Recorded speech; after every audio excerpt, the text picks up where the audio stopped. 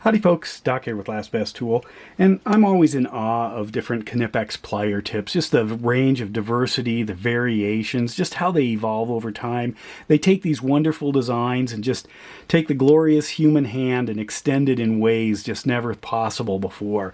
They have lots of different shapes that you might not even have a use for immediately, but then suddenly your mind imagines, that's what I need for that kind of a job. You know, whether it changes the sight line or the direction of attack, whether you reach around things or under things, just amazing. And then different ways, you know, this one, shaping wire. You don't have to be an artsy craftsy person or a jeweler. Sometimes you just want to bend things with a good radius. Boom, there you go.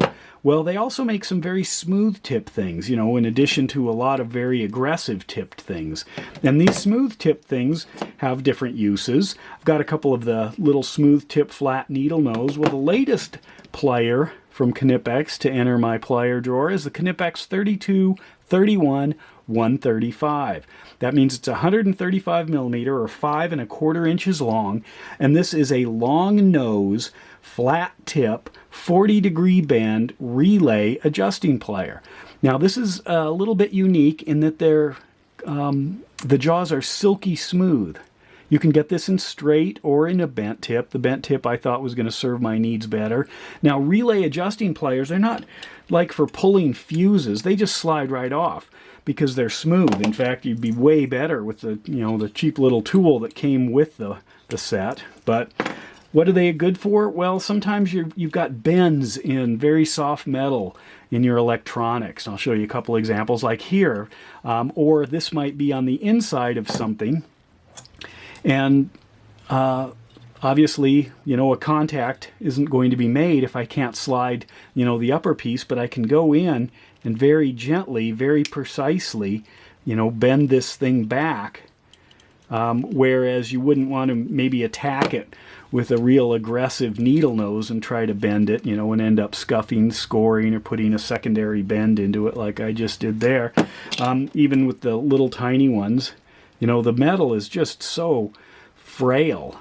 Sometimes it's, aluminum or copper. Well, this allows you kind of to go in and straighten it from different angles. What I had in mind was, I'm often working on different electronics, and you get these little battery tabs here, or contacts, and sometimes these bend down too far. You can't just, go in as easily with a needle nose and start prying them. Usually snap them off or you get the wrong bend. So I'm kind of hoping that these allow me to both grab it and then bend it and shape it maybe without roughing it up too bad, and aligning the tab just where I want, or fabricating a new one, when you bend it, instead of just stuffing some tin foil in there, which is usual, or in like this Midland radio, just making sure I've got good contacts. I can just go in and make a slight adjustment, a slight bend. Now, is it worth it to have this? Because I've lived my whole life up until now using almost anything else, from picks to pliers to pry bars. No, it just looked like an interesting plier.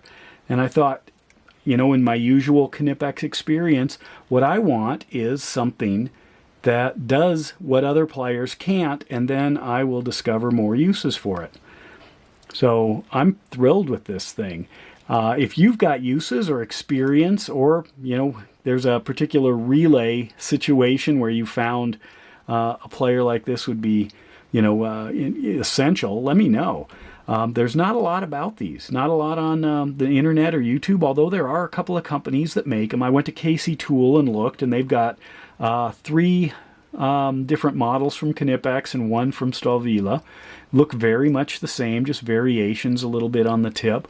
And it also takes the idea of using the plier to kind of some new directions. It's common to hold a plier maybe like this and work with it. So it's got me thinking about the tip too, or the handle, just the ergonomics of the handle and the way you might go in and approach a problem, especially with some of the electronics, because you may not go in normally. You've got, in order to watch it and then get your hand to move, it's kind of like surgery, working your way in and then slowly manipulating it, especially with a little tiny plier. But no, it does not pull fuses. It is not for that. It doesn't hold them at all. They slide right out. You'd have to crush them. But boy, if you've got the little bent tips inside somewhere, you know, and you need to go in and just kind of straighten those out, you know, there's the plier for it. If you didn't know about these, let me know too, because, you know, I can't be the only person on the planet who didn't know such a thing existed until recently. Anyway, let me know your thoughts. And with that, Doc out.